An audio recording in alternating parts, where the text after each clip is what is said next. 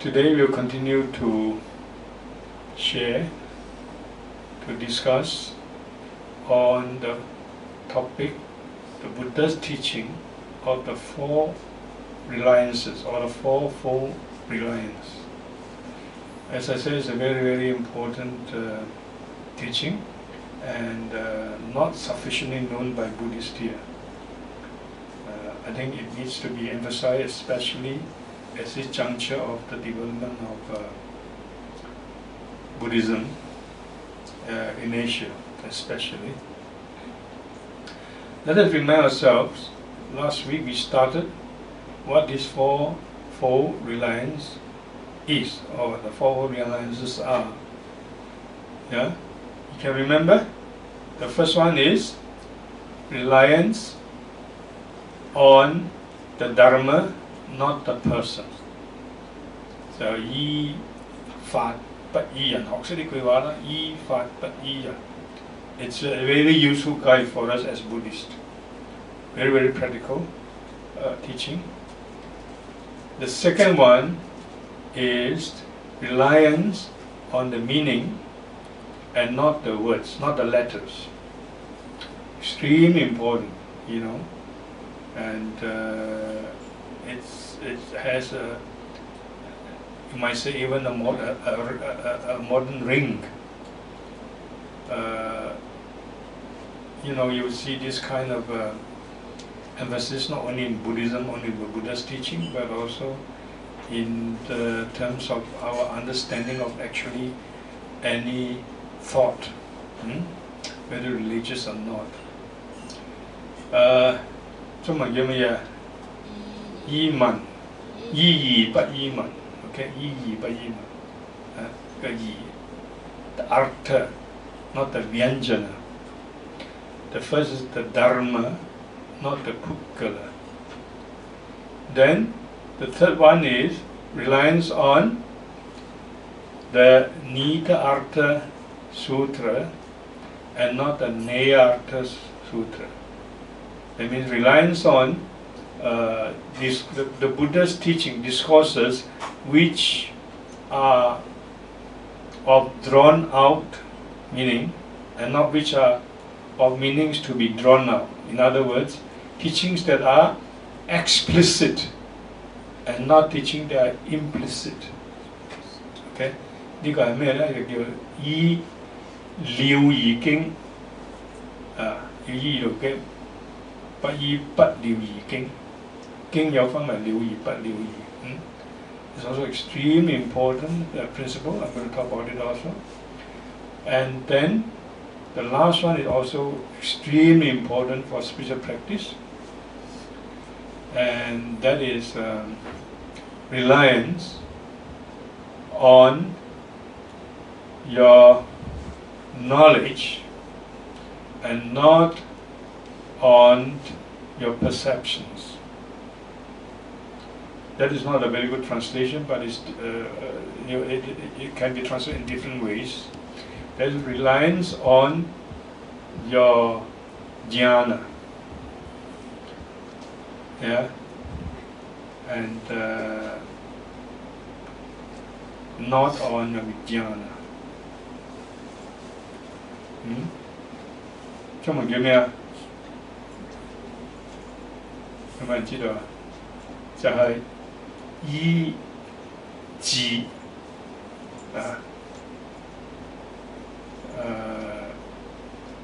不依識，識係源自邊個識啊？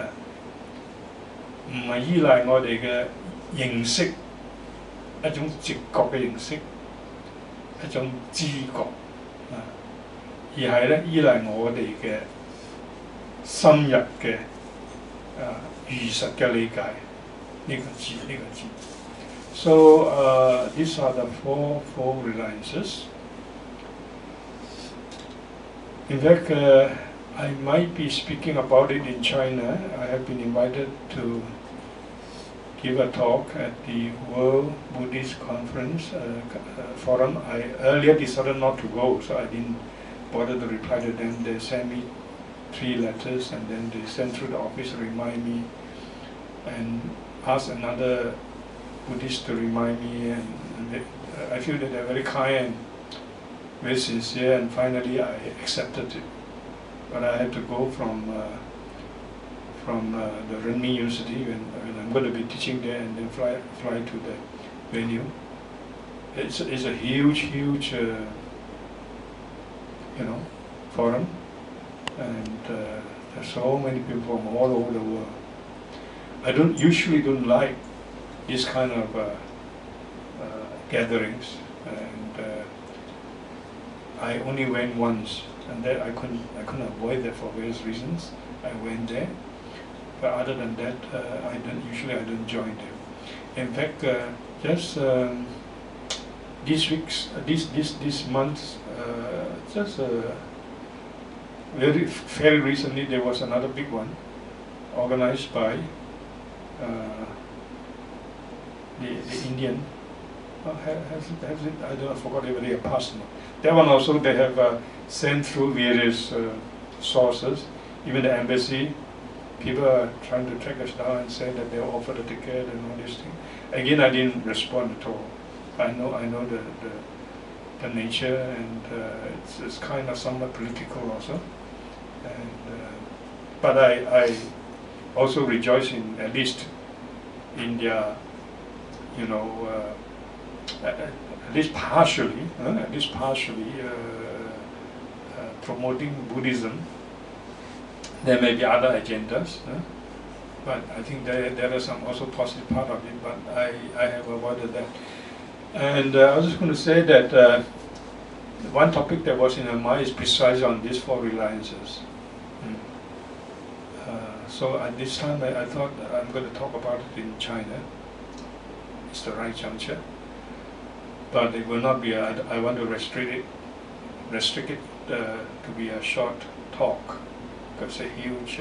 Usually they give you only 15 minutes or so, 20 minutes. Right. Coming back to these 4 reliances.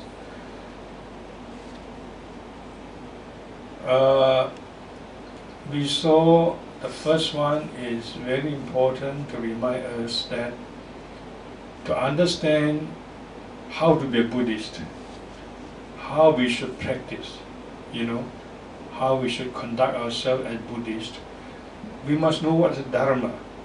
We must not be attached to a particular teacher. And that is usually explained as the person. Today there are many serious consequences, not only in Buddhism, negative consequences, as a result of over-attachment to the teacher. And it's so wonderful for the Buddha to teach this, and in fact we know that in the Kala Sutta he said we mustn't be overwhelmed by the authority of the teacher. Even, in other words, including the Buddha himself. I think very few religious teachers will teach like this, like the Buddha.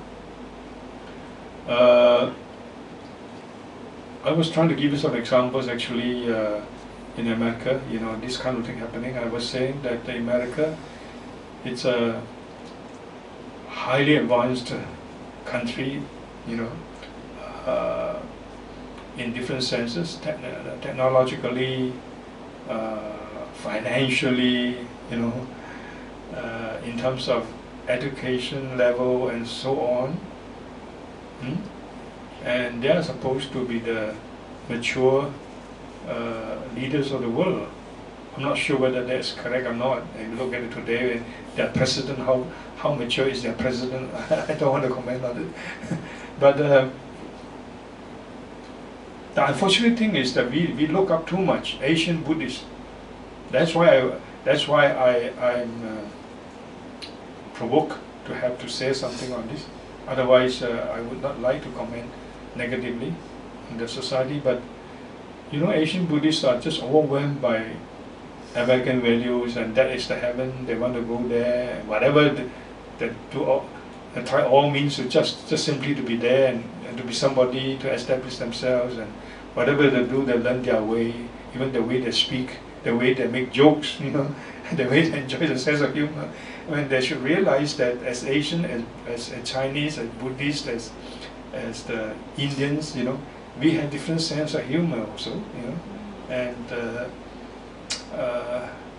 we have different perceptions of things, and we try to kind of bury this thing when we go to society like this, and just look up to what they do, and just unconsciously or consciously just copy and imitate, and then we get problems.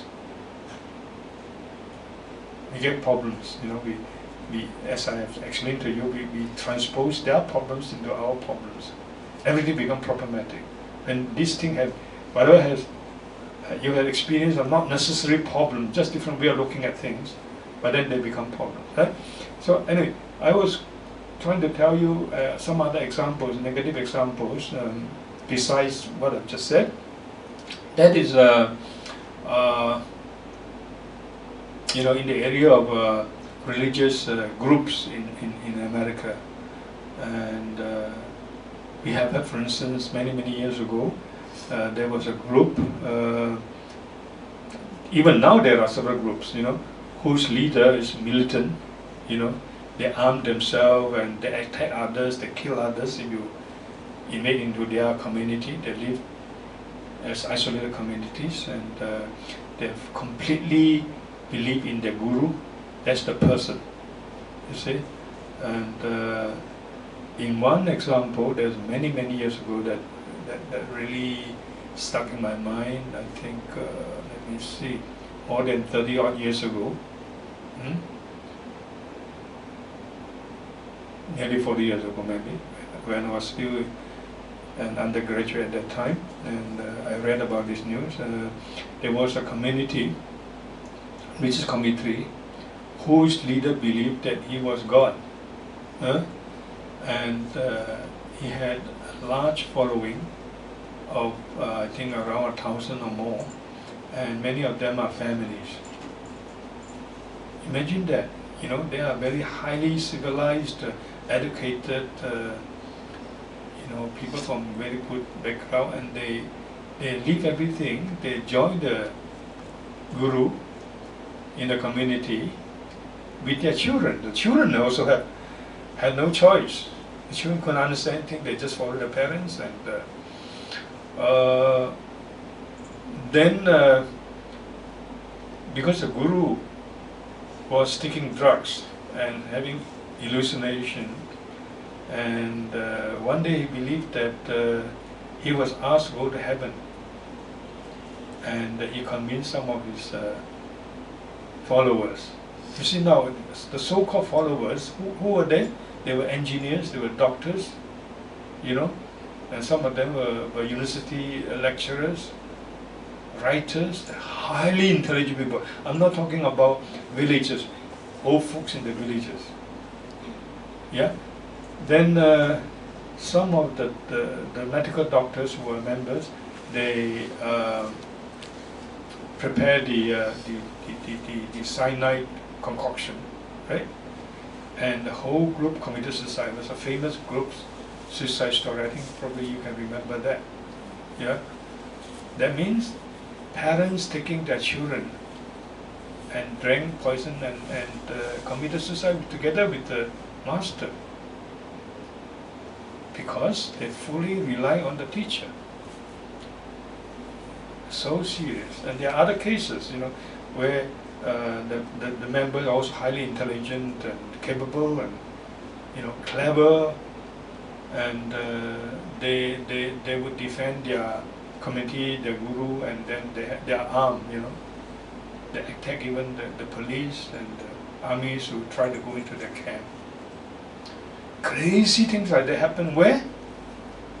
Not in a poor village in China or anywhere like that, or India or Bangladesh. No. It's in America, modern America.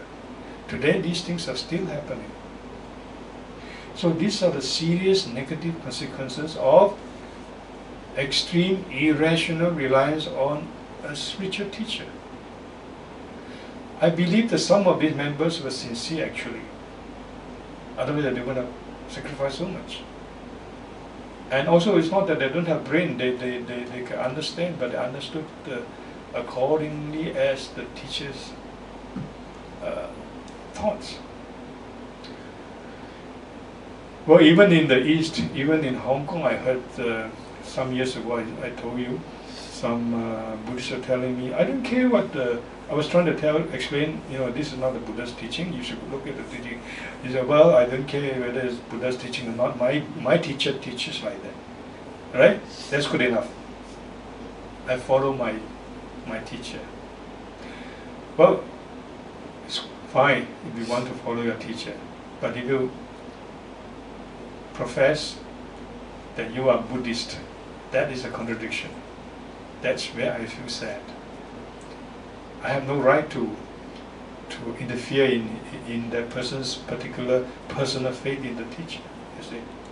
But I told you that on the other hand, we have to understand, they have to have kind of middle way perspective of this teaching. Now, we cannot overly rely on the Guru, and that Guru, I explained in an extended sense, it can represent the whole tradition, whole group even, you see. So, for instance, now if you are overly attached, irrationally attached to the Chinese Buddhist tradition, saying the Buddhist tradition is great enough, why should we learn about Indian Buddhism? I think that's also very dangerous. And it's in view of this that I thought I have a mission to explain, to try to introduce the teaching of the historical Buddha to the Buddhist, to sincere Buddhists in China. So this is one. But on the other hand,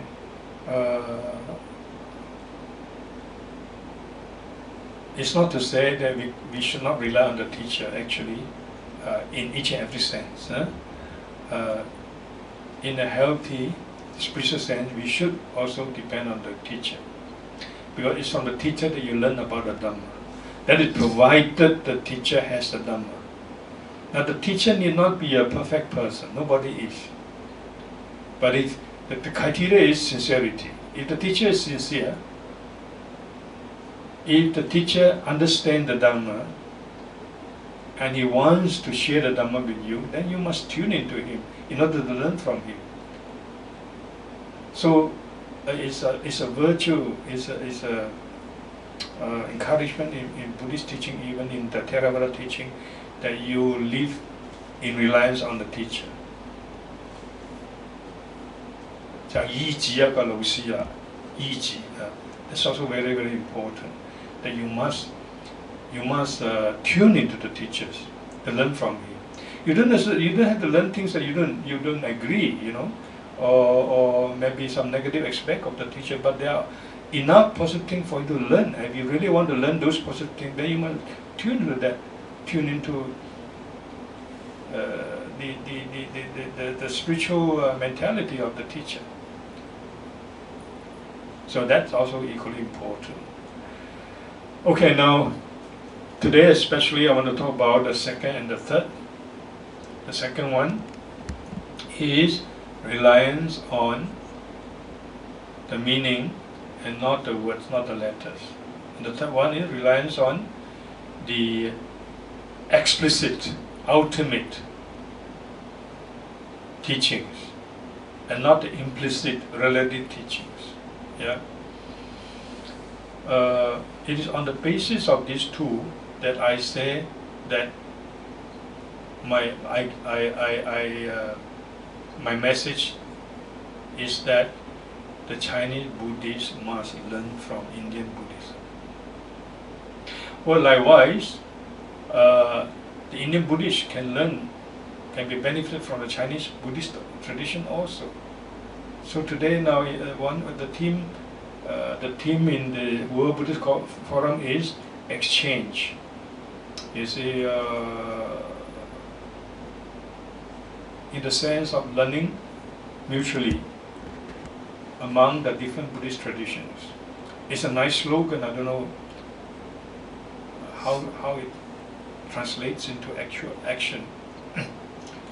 And I think that's why the context is correct for me to speak on these four reliances. Because we mustn't rely on just a letter. Letter now again can represent the traditions. You see? When I discussed the first reliance, I said that the Pukala also can be interpreted as a whole tradition. 嗰個人啊，唔係單止一個導師，整個嘅佛教傳統就可以視為一個人依法不依人。就係呢整個傳統你都唔可以話盲目嘅執着於個傳統嘅，要能夠超越個傳統嘅。Yeah? So in the same way, here also I want to make the same emphasis. In the teaching that we must not rely on the letter but the true meaning. You see, the letter can represent the text. You see, the written words, and we cannot be irrationally attached to the words. That's an extremely important guideline for us as Buddhists. Yeah? And the letter also can be understood in an extended sense to mean the tradition.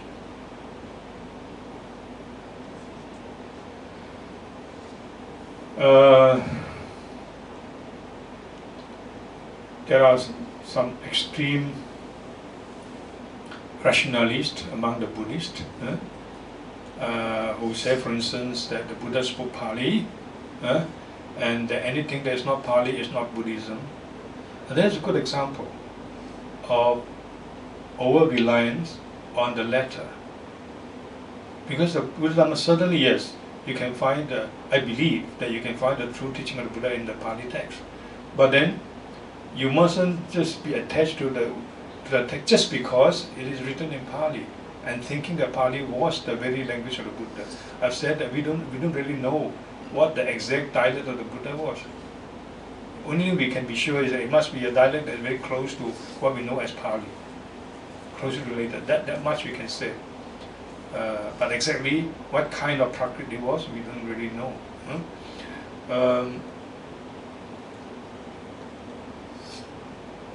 You know, when we study the sutras, even as a Theravadins, that is a very important. This teaching is for Reliance. Is in the Theravada also in the Pali also. Is it? It's not just in the Chinese or the Sanskrit. We must follow this principle. When we study, and in my lectures that I deliver here, when I teach here, I try to show you the meaning behind the wordings. You can't be just attached to the wording, the very wording themselves. You get into trouble, we get into conflict in our heart, you know, and also conflict with others who understand the letters, the words, the wordings differently. So we have to go beyond the words, the letters, to try and understand what the Buddha is trying to say.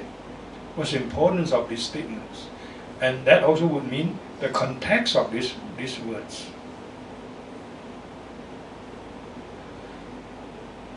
It's not only the Theravadins, some Theravadins who are attached to the letters, the Chinese also, other Buddhists also. You can't argue with many Chinese because when they say, well, Dhamma Sutra says like that, or the Sikh Petra said like that, they'll bring out a phrase from the heart, you know, from the mouth. They can recite them, and that's it. So what did the Sikh Petra or what does the Dhamma Sutra try to say? What is the true meaning of these words? Sometimes they don't look into this aspect. They're over-attached to the words. And if you don't know the Dhamma Sutra, oh no, you're not good Buddhist. You're not profound Buddhist. If you don't know Petram Sutta, Lục祖壇經, so I think this,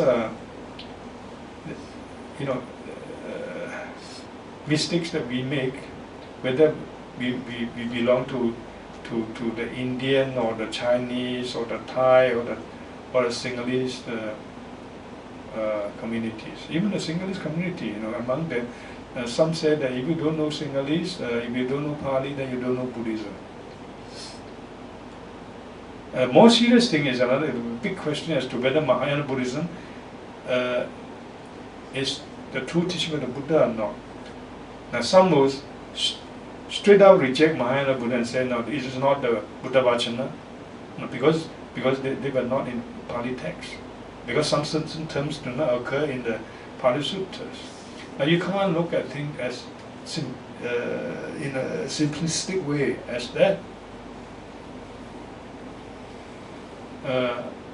I have said enough that there's much profundity in the Mahayana tradition, and a tradition brings out the spirit, and that is very, very important. When we want to study the Buddha's word, we have to understand not only the letters, and in fact even in respect to the letter, we mustn't be irrationally attached. That's what we are saying now. We also must understand the spirit, what those letters are trying to tell us.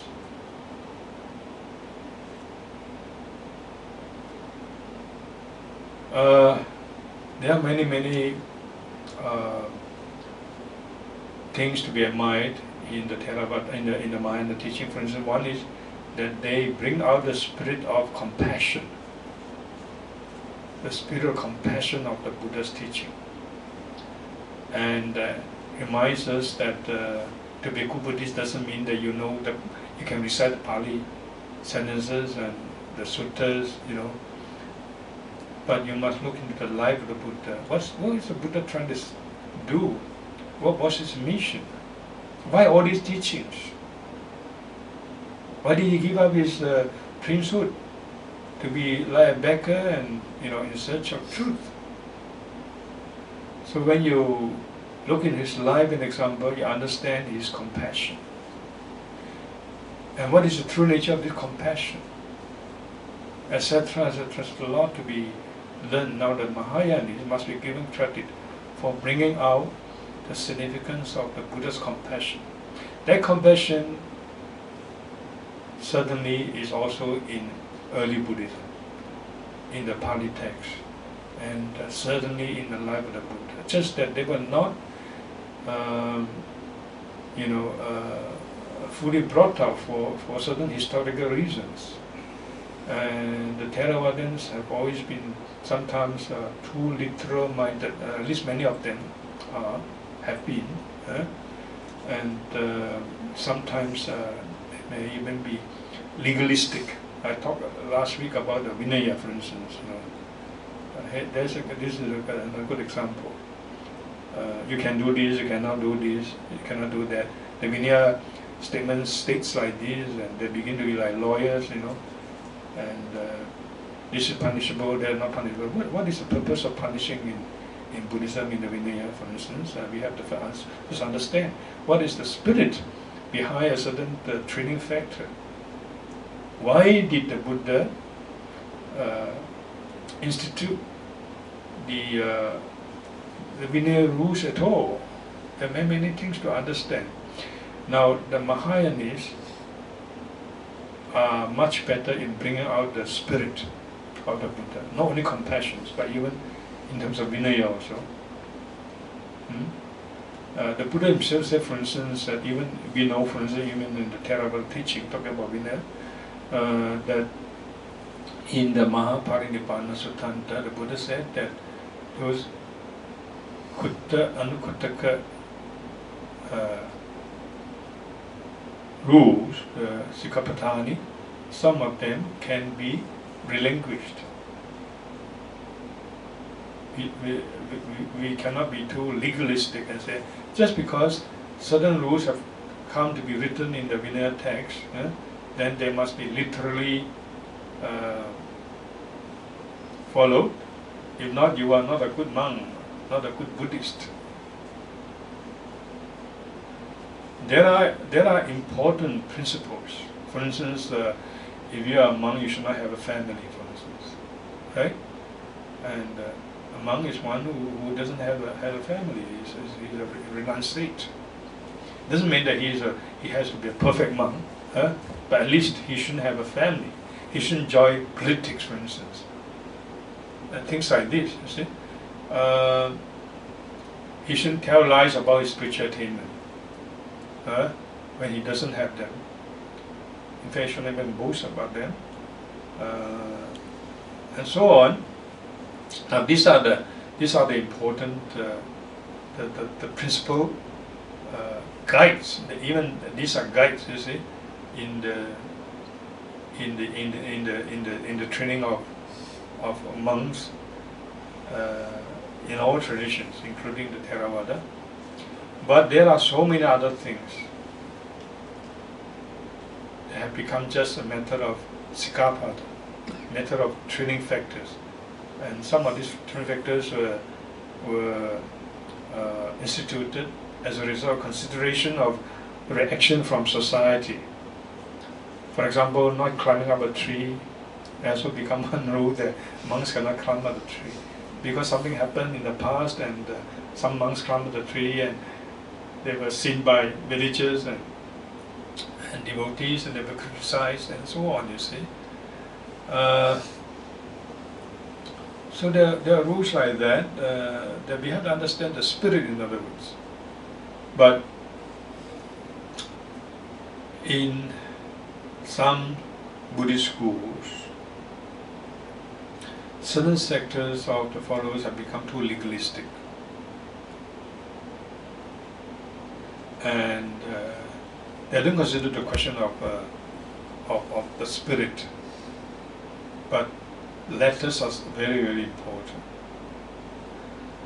Last week I explained that one difference between, for instance, the Vinaya, so-called Vinaya rules and the laws in the secular society is that the laws, you know, are meant to ensure social order, stability of society, and things like human rights, etc., etc. And then, if you break a law, then you have to be punished, right? And but if you are clever enough, if you have enough money, you know, you can get away with many important things, even including killing, if you get good enough lawyers. So this is what is meant by being overly legalistic.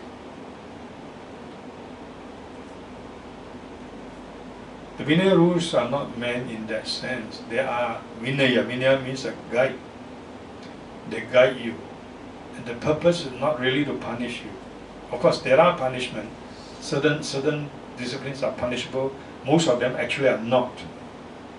They are not punishable. Many things you do wrong according to many of the so-called training factors, you often have to just confess it. Sometimes you can confess in the chaitya, in front of chaitya, and in other cases you confess and you also give up. For instance, you have extra rope, you just give up the extra rope, you know, and so on. But that is beneficial for you, to guide you, to remind you that you must live a simple life. You must live a life of spiritual fellowship, you know, a communal spiritual fellowship in the sangha and so on. But the main purpose is not to punish you. And even those punishments are not punishment that are executed in out of hatred, out of anger. You are our enemy, you know. And you have done something wrong, you must be out, you must be kicked out, and so on.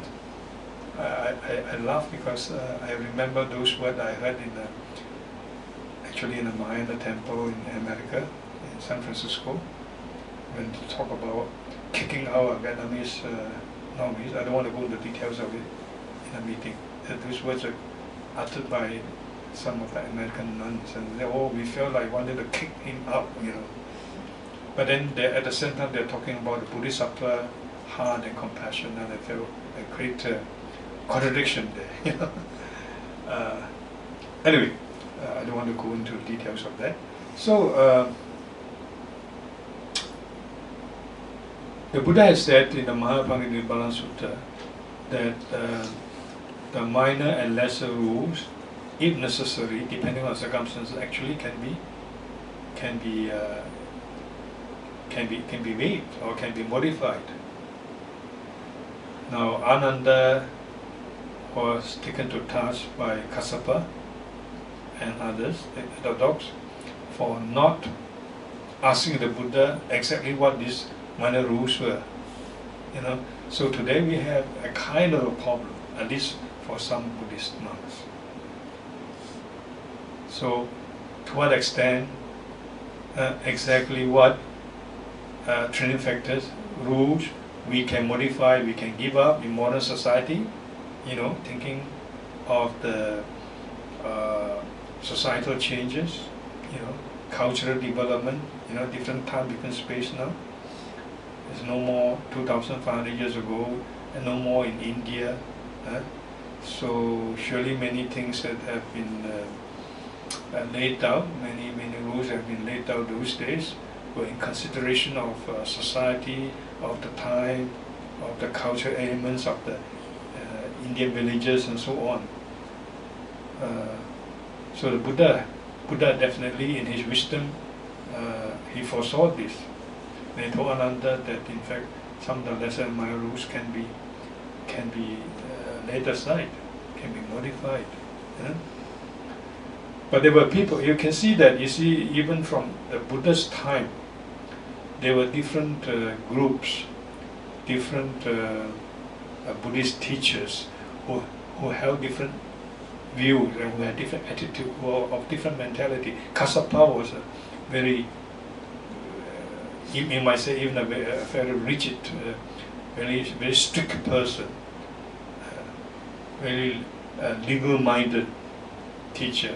Where someone like Ananda, he tended to also follow his feelings, emotions. You know, from the Buddha's teaching, he has sympathy with, for instance, the nuns who wanted to be nuns, to enter the order and so on. And so, in the Vinaya also, as I said, we can see the importance of this principle of not relying on the letter but the spirit. Let me give you a couple more examples. Many years ago, there was a Thai monk, I think TP might have heard of that monk. He's no more a monk now. I forgot her name, Ajahn. Let's cut the story short, right? He came from the strict sect in Thailand. You know, there were basically two subdivisions, the Nikaya and the Dhammajoti Nikaya. Now he belonged to the Dhammajoti Nikaya. The monks in Dhammajoti are known for their strictness in Vinaya. They are very legalistic. You know, in the evening, they don't even drink tea, or at least they don't drink milk, you see, and very strict, and they don't touch money and so on. I have met monks who are really sincere and they really practice this. This is not only in Thailand, in Sri Lanka also there are monks like this. I respect them. I can't practice rules myself, but I see the greatness in their practice. By the way, I think I told you that in my younger days, I tried to even have only one meal a day, those days. And now I have meals in the evening and so on. So, you know, coming back to this question of foods, I come back to this about eating after lunch, but this example of the Thai monk, he belonged to that strict sect, Dhammajoti, right? And then because he taught Vipassana, and he became very famous. It's very interesting, I must say that many Buddhist teachers, they became famous in the West. And mostly they became famous as meditation teachers. In Singapore, many years ago also, I knew one monk, I don't name them. I think he is still in Singapore, quite well established now. He had an international Vipassana center or something, but I know that monk never meditated, right? And but they love this word like Vipassana, they love international, and there are people who go to them and they become famous. Anyway, this Thai monk, unfortunately, he probably started as a sincere monk. I can't rule that out, to be fair to him. But he went to America and he became famous, and maybe because of again, is an unfortunate case, illustration of being overwhelmed by Western values. He began to be influenced by the Western society, American society. Now, in their sect, they don't touch money. Yeah, so this monk, actually, he didn't touch money, but he had several credit cards, and he can write checks. You see. So you don't have to touch money these days, right? And there are people who do like that. So that's being legalistic. So legally speaking, in terms of rule, you don't break a rule if you don't touch money. You don't touch gold and silver, right? Now these days even money are not gold and silver, most of them. And but if you indulge in your credit cards and writing checks, you are worse than someone who touch thousands of dollars. Your amount are usually very big. And I also have seen monks who have their attendant, they go around and they don't touch money, but all the money offering are put into the bags of the attendant. You see?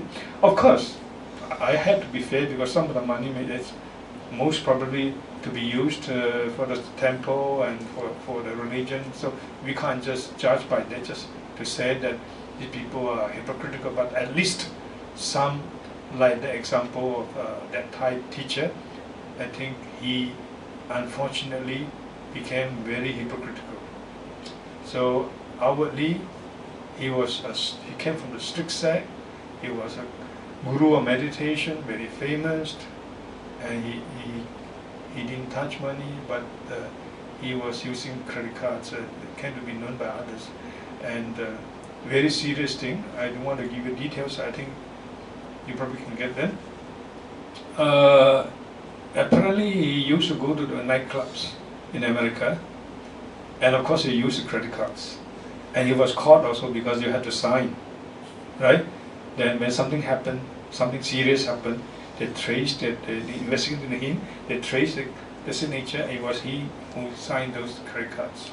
He tried to say, I have lent the card to my friend, you can't say it like that, because American police are not stupid, right? And lawyers are not stupid, judges are not stupid. Anyway, to cut the story short, very, very serious thing happened, and then he disrobed. Then he disrobed, he tried to tell the story and say, well, to be a meditation teacher, to be a true meditator, you don't have to be a monk. Of course true, you don't have to be a monk. Surely true. But then for you to say like that, when this thing happened to you, negative things, and you try to rationalize and justify, I think that is really a hypocrisy. Now, these are unfortunate circumstances. You see, unfortunate, disastrous consequences of being irrationally attached to letters, to rules.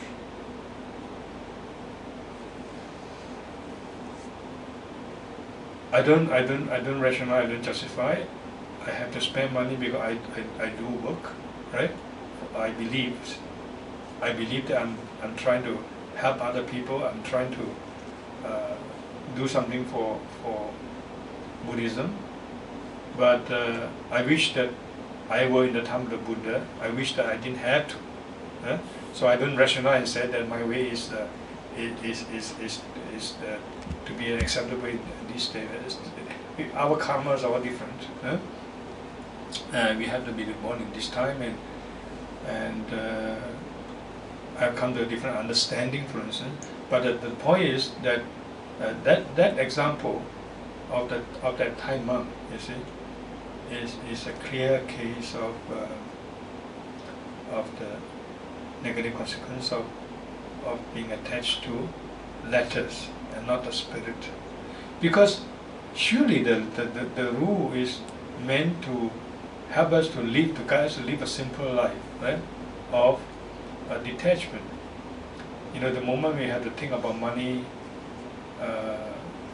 then your life cannot be simple, right? And you cannot be equally detached, to say the least. You see, so there's a beauty. Even though we can't do it, but you should be able to see the beauty in be able to just do away with money completely. So that's the spirit. That's the spirit. So that's a good example. Now, coming to the example I was talking about, say not eating after meal, you see, after midnight. Again, in my experience, I felt a lot of happiness and serenity when I was able to practice like that. In America, I told you, for that period I was in the temple together with all the other, everybody was doing that, only one meal a day. And it was a wonderful, wonderful experience that I value even today. Although I'm not able to practice that now.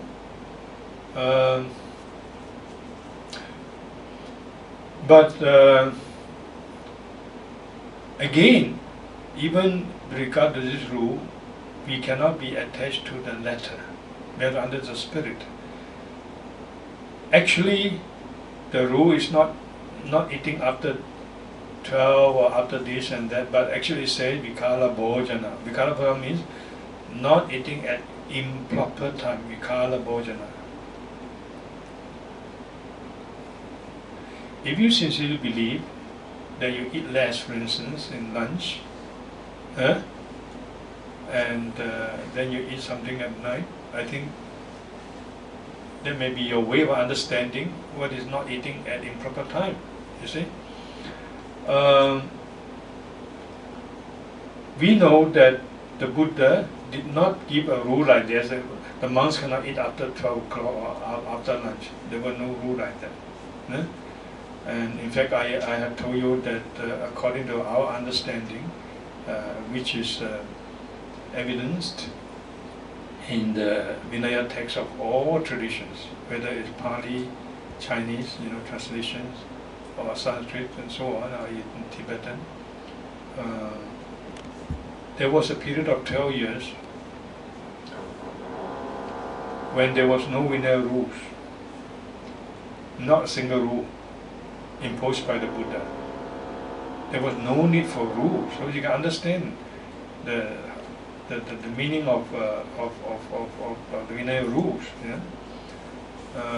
But the monks lived peacefully.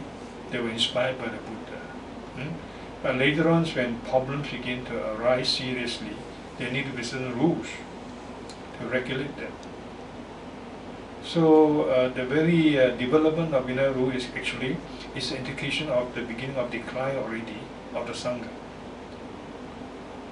And it became more and more serious. Then you need more and more rules.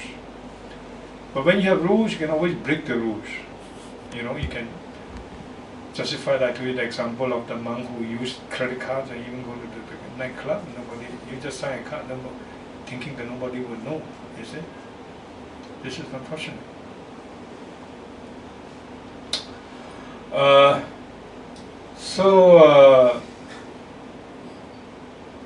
Actually, for instance, there was a story in the Majjhima Nikaya that there were monks who thought that they felt happy and they felt comfortable eating several times a day, even the Buddha's time. We're talking about Buddha's time, and they didn't believe in abstaining after their first meal, abstaining from eating. You see. And then the Buddha was told about this, and then the Buddha explained to them, no, you shouldn't think like that. Look at my example. I eat only one meal a day, and I was happy. I was able to do my meditation properly, and so on. So the Buddha encouraged and inspired them. This is how the Buddha transformed them. This is how Buddhism is. The Dhamma is creating education, not by rules, not by punishment, but by, what is it? What's the word? Inspiration.